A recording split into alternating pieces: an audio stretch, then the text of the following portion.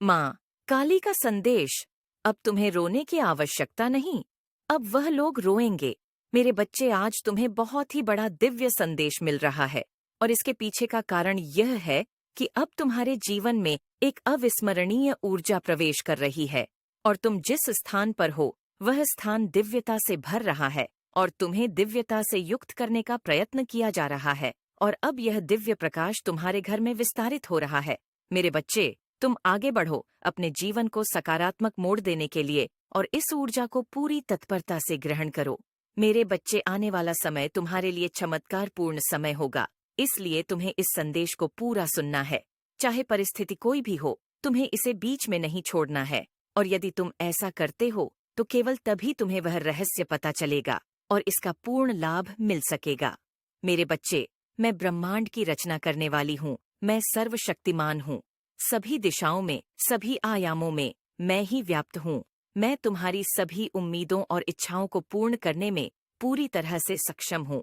मेरे बच्चे, जो इस संसार में मुझ पर अपना अटूट विश्वास बनाए रखता है, उसके लिए कुछ भी के बाहर नहीं होता, कुछ भी दायरे के बाहर नहीं होता।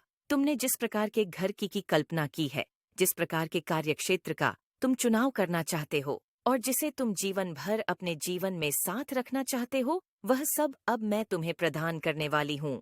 मेरे बच्चे, अब वह सही समय आ गया है और तुम्हारा मुझ पर पूर्ण विश्वास ही तुम्हें इस राह में आगे लेकर जाएगा। मैं निरंतर प्रयास हूँ तुम्हारे दर्द को कम करके तुम्हारे जीवन को एक सही रूप में बदलने के लिए। लेकिन मेरे बच्चे, दुख और सुख तो यह जीवन का चक्र है। यह पहिए की भांति चलता है। इसलिए तुम किसी भी दुख से भयभीत हुए बिना मुझ पर विश्वास बनाए रखो। जो तुमने खोया है, यकीन मान, अब जो प्राप्त होगा वह उससे कई ज्यादा बड़ा होगा। मेरे बच्चे, मैं तुम्हारे समस्त दुखों का अंत करने वाली हूँ। यह माँ तुम्हारे लिए एक साथ इतनी सारी खुशखबरी लेकर आएगा कि तुम अब उसकी कल्पना कभी भी नहीं कर सकते।